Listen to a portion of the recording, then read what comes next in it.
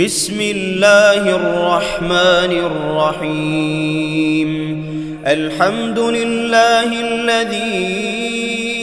أنزل على عبده الكتاب ولم يجعل له عوجا قيما لينذر بأسا شديدا من لدنه ويبشر المؤمنين الذين يعملون الصالحات أن لهم أجرا حسنا ماكثين فيه أبدا وينذر الذين قالوا اتخذ الله ولدا ما لهم به من علم ولا لآبائهم كبرت كلمة تخرج من أفواههم إن يقولون إلا كذبا فلعلك باخع نفسك على آثارهم إن لم يؤمنوا بهذا الحديث أسفا إنا جعلنا ما على الأرض زينة لها لنبلوهم أيهم أحسن عملا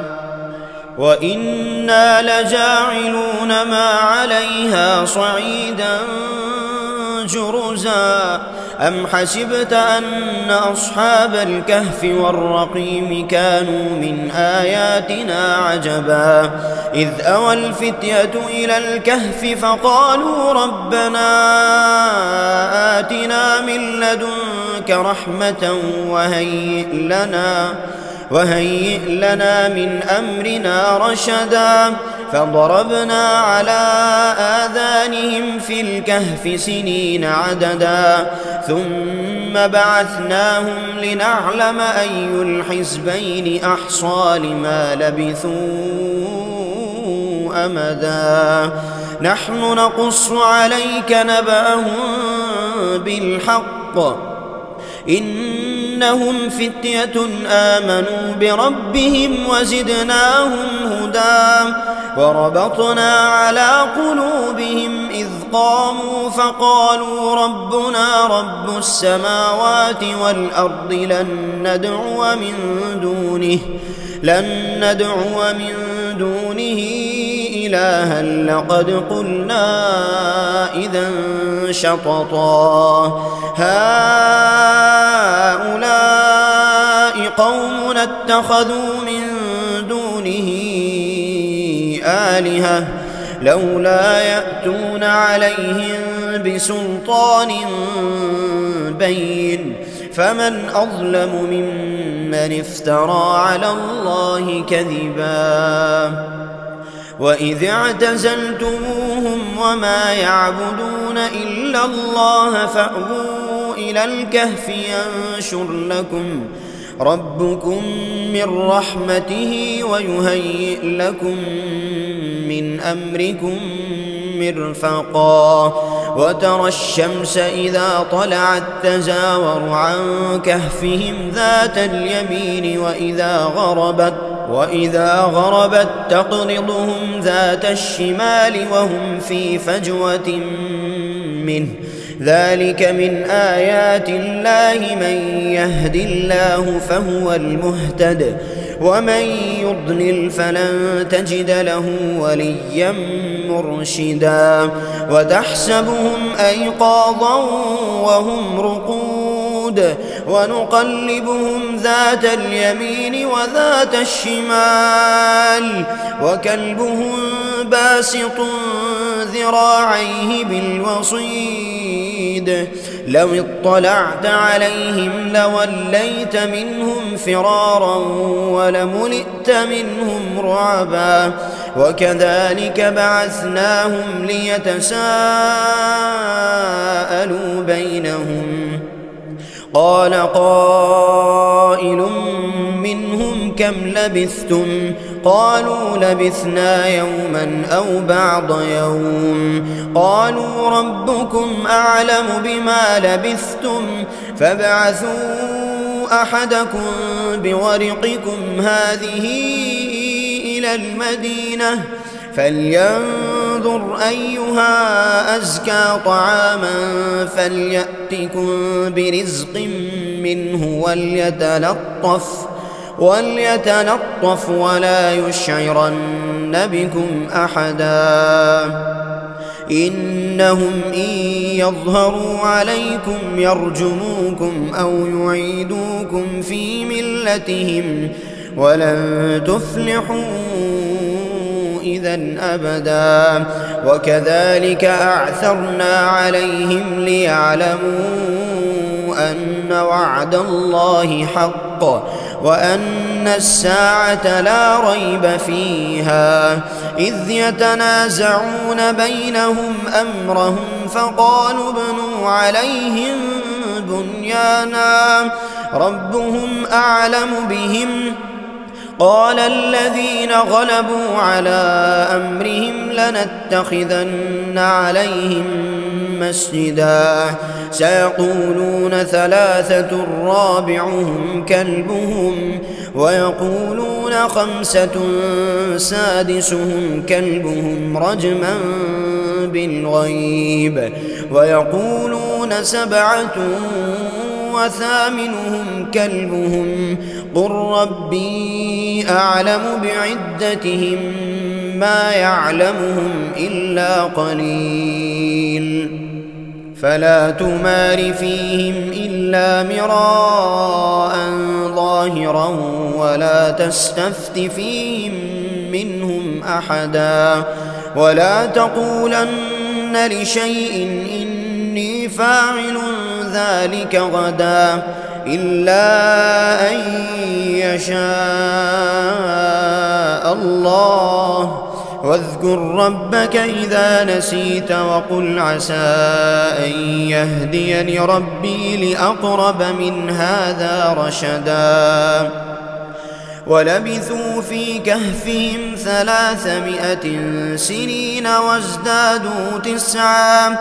قل الله أعلم بما لبثوا له غيب السماوات والأرض أبصر به وأسمع ما لهم من دونه من ولي ولا يشرك في حكمه أحدا واتل ما أوحي إليك من كتاب ربك لا مبدل لكلماته ولن تجد من دونه ملتحدا واصبر نفسك مع الذين يدعون ربهم بالغداة والعشي يريدون وجهه ولا تعد عيناك عنهم تريد زينة الحياة الدنيا ولا تطع من أغفلنا قلبه عن ذكرنا واتبع هواه وكان أمره فرطا وقل الحق من ربكم فمن شاء فليؤمن ومن شاء فليكفر إنا أعتدنا للظالمين نارا أحاط بهم سرادقها وإن يستغيثوا يغاثوا بماء كالمهل يشوي الوجوه بئس الشراب وساءت مرتفقا إن الذين آمنوا وعملوا الصالحات إنا لا نضيع أجر من أحسن عملا أولئك لهم جنات عدن تجري من تحتهم الأنهار يحلون فيها من أساور من ذهب ويلبسون ثيابا خضرا من سندس وإستبرق متكئين فيها على الأرائك نعم الثواب وحسنت مرتفقا واضرب لهم مثل الرجلين جعلنا لأحدهما جنتين من أعناب وحففناهما بنخل وجعلنا بينهما زرعا كلتا الجنتين آتت أكلها ولم تظلم منه شيئا وفجرنا خلالهما نهرا وكان له ثمر فقال لصاحبه وهو يحاوره أنا أكثر منك مالا وأعز نفرا ودخل جنته وهو ظالم لنفسه قال ما أظن أن تبيد هذه أبدا وما أظن الساعة قائمة ولئن رددت إلى ربي لأجدن خيرا منها منقلبا قال له صاحبه وهو يحاوره أكفرت بالذي خلقك من تراب ثم من نطفة ثم سواك رجلا لكن هو الله ربي ولا أشرك بربي أحدا ولولا إذ دخلت جنتك قلت ما شاء الله لا قوة إلا بالله إن ترني أنا أقل منك مالا وولدا فعسى ربي أن يؤتيني خيرا من جنتك ويرسل عليها حسبانا من السماء فتصبح صعيدا زلقا أو يصبح ماؤها غورا فلن تستطيع له طلبا وأحيط بثمره فأصبح يقلب كفيه على ما أنفق فيها وهي خاوية على عروشها ويقول يا ليتني لم أشرك بربي أحدا ولم تكن له فئة ينصرونه من دون الله وما كان منتصرا هنالك الولاية لله الحق هو خير ثوابا وخير عقبا واضرب لهم مثل الحياة الدنيا كماء إن أنزلناه من السماء فاختلط به نبات الأرض فأصبح حشيما تذروه الرياح وكان الله على كل شيء مقتدرا المال والبنون زينة الحياة الدنيا والباقيات الصالحات خير عند ربك ثوابا وخير أملا ويوم نسير الجبال وترى الأرض بارزة وحشرناهم فلم نغادر منهم أحدا وعرضوا على ربك صفا لقد جئتمونا كما خلقناكم أول مرة بل زعمتم أن لن نجعل لكم موعدا ووضع الكتاب فترى المجرمين مشفقين مما فيه ويقولون يا ويلتنا ما لهذا الكتاب لا يغادر صغيرة ولا كبيرة إلا أحصاها ووجدوا ما عملوا حاضرا ولا يظلم ربك أحدا وإذ قلنا للملائكة اسجدوا لآدم فسجدوا إلا إبليس كان من الجن ففسق عن أمر ربه أفتتخذونه وذريته أولياء من دوني وهم لكم عدو بئس للظالمين بدلا ما أشهدتهم خلق السماوات والأرض ولا خلق أنفسهم وما كنت متخذ المضلين عضدا ويوم يقول نادوا شركائي الذين زعمتم فدعوهم فلم يستجيبوا لهم وجعلنا بينهم موبقا ورأى المجرمون النار فظنوا أنهم مواقعوها ولم يجدوا عنها مصرفا ولقد صرفنا في هذا القرآن للناس من كل مثل وكان الإنسان أكثر شيء جدلا وما منع الناس أن يؤمنوا إذ جاءهم الهدى ويستغفروا ربهم إلا أن تأتيهم سنة الأولين أو يأتيهم العذاب قبلا وما نرسل المرسلين إلا مبشرين ومنذرين ويجادل الذين كفروا بالباطل ليدحضوا به الحق واتخذوا آياتي وما أنذروا هزوا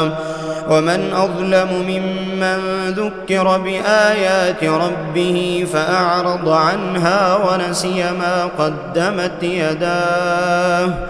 إنا جعلنا على قلوبهم أكنة أن يفقهوه وفي آذانهم وقرا وإن تدعهم إلى الهدى فلن يهتدوا إذا أبدا وربك الغفور ذو الرحمة لو يؤاخذهم بما كسبوا لعجل لهم العذاب بل لهم موعد لن يجدوا من دونه موئلا وتلك القرى أهلكناهم لما ظلموا وجعلنا لمهلكهم موعدا وإذ قال موسى لفتاه لا أبرح حتى أبلغ مجمع البحرين أو أمضي حقبا فلما بلغا مجمع بينهما نسيا حوتهما فاتخذ سبيله في البحر سربا فلما جاوزا قال لفتاه آتنا غداءنا لقد لقينا من سفرنا هذا نصبا قال أرأيت إذ أوينا إلى الصخرة فإني نسيت الحوت وما أنسانيه إلا الشيطان أن أذكره واتخذ سبيله في البحر عجبا قال ذلك ما كنا نبغي فارتدا على آثارهما قصصا فوجدا عبدا من عبادنا آتيناه رحمة من عندنا وعلمناه من لدنا علما قال له موسى هل أتبعك على أن تعلمني مما علمت رشدا قال إنك لن تستطيع معي صبرا وكيف تصبر على ما لم تحط به خبرا قال ستجدني إن شاء الله صابرا ولا أعصي لك أمرا قال فإن اتبعتني فلا تسألني عن شيء حتى أحدث لك منه ذكرا فانطلقا حتى إذا ركبا في السفينة خرقها قال أخرقتها لتغرق أهلها لقد جئت شيئا إمرا قال لم أقل إنك لن تستطيع معي صبرا قال لا تؤاخذني بما نسيت ولا ترهقني من أمري عسرا فانطلقا حتى إذا لقيا غلاما فقتله قال أقتلت نفسا زكية بغير نفس لقد جئت شيئا نكرا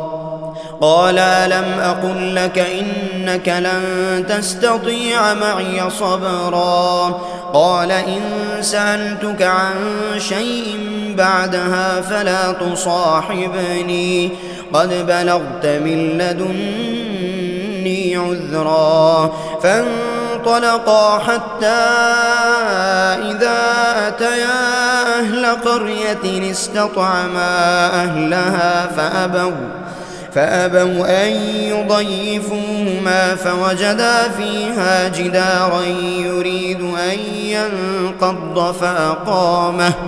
قال لو شئت لاتخذت عليه أجرا قال هذا فراق بيني وبينك سأنبئك بتأويل ما لم تستطع عليه صبرا أما السفينة فكانت لمساكين يعملون في البحر فأردت أن أعيبها وكان وراءهم ملك يأخذ كل سفينة غصبا وأما الغلام فكان أبواه مؤمنين فخشينا أن يرهقهما طغيانا وكفرا فأردنا أن يبدلهما ربهما خيرا منه زكاة وأقرب رحما وأما الجدار فكان لغلامين يتيمين في المدينة وكان تحته كنز لهما وكان أبوهما صالحا فأرادا ربك أن يبلغا أشدهما ويستخرجا كنزهما رحمة من ربك وما فعلته عن أمري ذلك تأويل ما لم تسطع عليه صبرا ويسألونك عن ذي القرنين قل سأتلو عليكم منه ذكرا إنا مكنا له في الأرض وآتيناه من كل شيء سببا فأتبع سببا حتى إذا بلغ مغرب الشمس وجدها تغرب في عين حمئة ووجد عندها قوما قلنا يا ذا القرنين إما أن تعذب وإما أن تتخذ فيهم حسنا قال أما من ظلم فسوف نعذبه ثم يرد إلى ربه فيعذبه عذابا نكرا وأما من آمن وعمل صالحا فله جزاء الحسنى وسنقول له من أمرنا يسرا ثم أتبع سببا حتى إذا بلغ مطلع الشمس وجدها تطلع على قوم لم نجعل لهم من دونها سترا كذلك وقد أحطنا بما لديه خبرا ثم أتبع سببا حتى إذا بلغ بين السدين وجد من دونهما قوما لا يكادون يفقهون قولا قالوا يا ذا القرنين إن يأجوج ومأجوج مفسدون في الأرض فهل نجعل لك خرجا على أن تجعل بيننا وبينهم سدا قال ما مكني فيه ربي خير فأعينوني بقوة أجعل بينكم وبينهم ردما آتوني زبر الحديد حتى إذا ساوى بين الصدفين قال انفخوا حتى إذا جعله نارا قال آتوني أفرغ عليه قطرا فما استطاعوا أن يظهروا وما استطاعوا له نقبا قال هذا رحمة من ربي فإذا جاء وعد ربي جعله دكاء وكان وعد ربي حقا وتركنا بعضهم يومئذ يموج في بعض ونفخ في السور فجمعناهم جمعا وعرضنا جهنم يومئذ للكافرين عرضا الذين كانت أعينهم في غطاء عن ذكري وكانوا لا يستطيعون سمعا أفحسب الذين كفروا أن يتخذوا عبادي من دوني أولياء إنا أعتدنا جهنم للكافرين نزلا قل هل ننبئكم بالأخسرين أعمالا الذين ضل سعيهم في الحياة الدنيا وهم يحسبون أنهم يحسنون صنعا أولئك الذين كفروا بآيات ربهم ولقائه فحبطت أعمالهم فلا نقيم لهم يوم القيامة وزنا ذلك جزاؤهم جهنم بما كفروا واتخذوا آياتي ورسلي هزوا إن الذين آمنوا وعملوا الصالحات كانت لهم جنات الفردوس نزلا خالدين فيها لا يبغون عنها حولا قل لو كان البحر مدادا لكلمات ربي لنفد البحر قبل أن تنفد كلمات ربي ولو جئنا بمثله مددا قل إنما أنا بشر مثلكم يوحى إلي أنما إلهكم إله واحد فمن كان يرجو لقاء ربه فليعمل عملا صالحا ولا يشرك بعبادة ربه أحدا.